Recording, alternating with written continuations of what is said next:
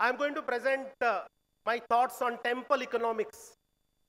मंदिर अर्थशास्त्र या सनातन अर्थशास्त्र पर मैं मेरे कुछ बिंदु आपके सामने रख रहा हूं।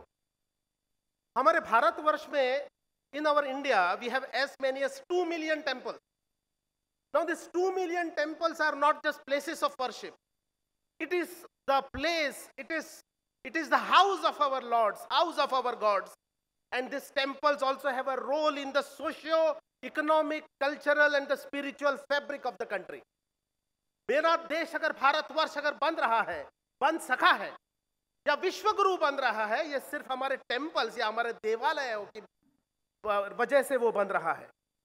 हमारे temples, our temples have been historically the place not only for education and spirituality, but has been place for art, commerce, social life, and also provided good employment opportunities to the country. Our temples is the place for faith and devotion. It is also a faith for fostering local development. ऐसा कहते हैं कि almost 20% of our total people in the country, which means 1/5 of the total population of India, are able to earn their livelihoods only because of temples in the country. और उसका एक data का बिंदु मैं आपके सामने रखता हूं। NSSO डेटा जो गवर्नमेंट ऑफ इंडिया का डेटा है वो कहता है कि हमारे देश में 3.02 करोड़ का उत्पादन, पैसा की निर्मित, इकोनॉमी की निर्मित टेम्पल से होता है। वो कम से कम it is around 2.32% of the GDP. But very humbly I would like to suggest that these factors or these figures are understated figures, because last few days during the inauguration of this same convention, Honorable Chief Minister of the state Chandrababu Naidu had said that our temples contribute to almost 6% of our GDP, 6%.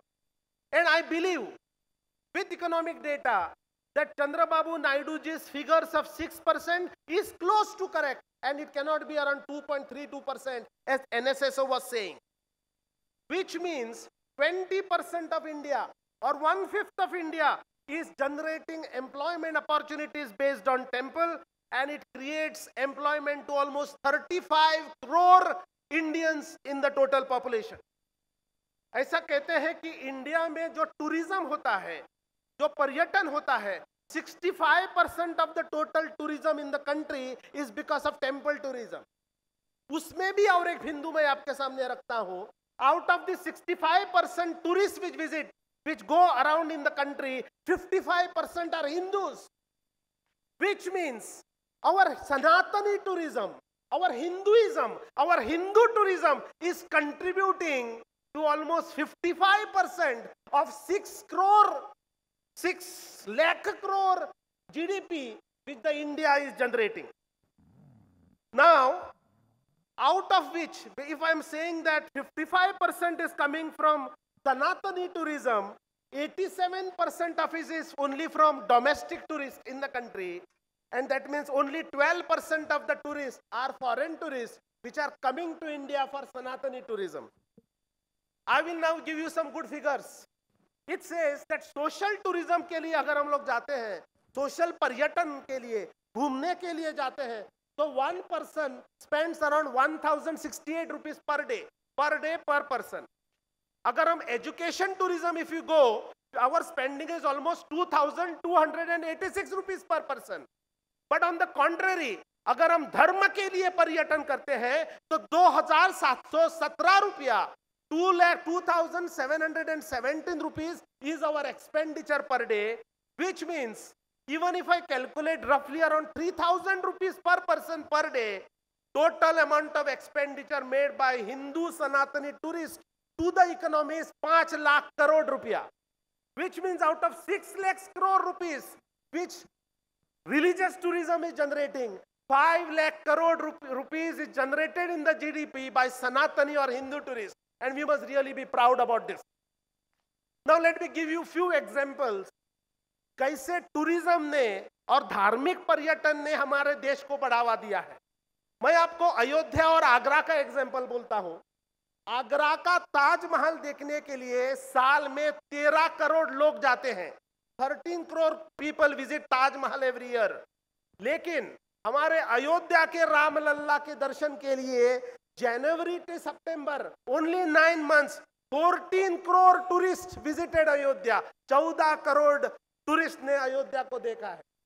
उसका मतलब है in 1 year 2024-2025 almost 17 crore tourists will only visit Ayodhya, which is much more than the infrastructural development which we have made in Agra. कुंभ का example अगर हम लें तो 50 crore tourist ने वहां पे कुंभ के प्रयागराज में स्नान किया है, और हर टूरिस्ट, हर भाविक अगर 3,000 रुपया दिन में अगर स्पेंड करता है, वहां पे खर्चा करता है, तो 150 करोड़ रुपया हमारे इकोनॉमी को कुंभ के टूरिज्म ने दिया है। 150 करोड़ रुपया। अगर हम काशी की बात करें, काशी विश्वनाथ कॉरिडोर की, कॉरिडोर बनने के पहले साल में वहां 80 लाख टूरिस्ट जाते थे, भाविक जाते थे। कॉरिडोर बनने के बाद 2024 में हमारा टोटल टूरिस्ट पिलग्रिमेज जो काशी में गए वो 7 करोड़ लोग गए, 7 करोड़ रुपीस। उसका मतलब है आज काशी में 65% इनकम ग्रोथ सिर्फ काशी के टूरिज्म के वजह से होता है, और वहां के 35% लोगों को नए एम्प्लॉयमेंट, नया रोजगार का अवसर वहां पे मिला। अगर मैं इसको कंपेयर करूं गोवा की टूरिज्म से, if I compare this with tourism figures of Goa, जो करोड़ों रुपए हम लोग गोवा में खर्चा करते हैं बीच टूरिज्म के नाम पे, हमारे गोवा में 15 लाख पॉपुलेशन है, but for 15 lakh population we get 1 crore tourists only. But this is the amount of tourists which Kashi and Ayodhya are getting every month. 1 crore tourists. That is the potential of religious tourism in the country. Temple revenue के बारे में अगर मैं बात करूं, जो पैसा temples के पास आता है, मंदिरों के पास आता है, हमारे पास 65,000 करोड़ रुपीस मंदिरों के पास इनकम है, और हमारे देश का इनकम है 23 लाख करोड़ रुपया, 23 लाख करोड़। देश का इनकम 7% पर ईयर से बढ़ रहा है। There is an compounded annual growth rate of 7% to 23 lakh crore. But our temple income which is 65,000 crore, उसकी ग्रोथ 100% है। इसका मतलब है अगली 10 साल में हमारे पूरे मंदिरों का जो उत्पन्न है, income of the temple will be equal to the income of the central government of the country. That is the potential of Hindu tourism in the country. These 30 times, 10 साल में 300 गुना बढ़ने की शक्यता और संभावना है। हमारे देश में धार्मिक पर्यटन के लिए जो हमारे भारतीय हिंदू लोग जो देश के बाहर है, पहले साल में सिर्फ 2 लाख लोग आते थे, अभी साल में 8 लाख लोग, 8 lakh people are visiting India for this. इसीलिए our government under the leadership of Modi ji has kept a target of 100 billion foreign direct investment in temple tourism, and this is going to create 100 million jobs. इसीलिए देश में Ramayan circuit, Mahabharat circuit, Vaishnava tourism circuit, Shaiva tourism circuit, Krishna tourism circuit बनाने की आवश्यकता है। जिस पद्धति की ग्रोथ का फिगर्स मैंने आपको दिया है, जो ऐसा लगता है कि टेम्पल का इकोनॉमी साल में 100% जो बढ़ रहा है, जो टूरिस्ट, जो पिलग्रिमेज, जो भाविक लोग हैं जो मंदिर जाते हैं, उसमें बहुत बड़ी बढ़ोतरी हो रही है। तो now there is a strong need in the country to bring in Hindu dharma shikshan. There is a need for Indian values, Indian cultural and Indian spiritual education in the country. हमारे हिंदू बच्चों को हिंदू धर्म के प्रति, हिंदू संस्कृति के प्रति ज्ञान और विज्ञान देने का प्रयोजन हमारे शिक्षण व्यवस्था में होना चाहिए। क्योंकि अगर हमारा हिंदू टेम्पल टूरिज्म, हिंदू आध्यात्मिक टूरिज्म में बढ़ोतरी हो रही है, तो हमारे बच्चों का भवितव्य सिर्फ हमारे इंडियन ट्रेडिशनल एजुकेशन में है। We so therefore expect the government to put in more money from the budgets of the country for more technological upgradation of temples in the country.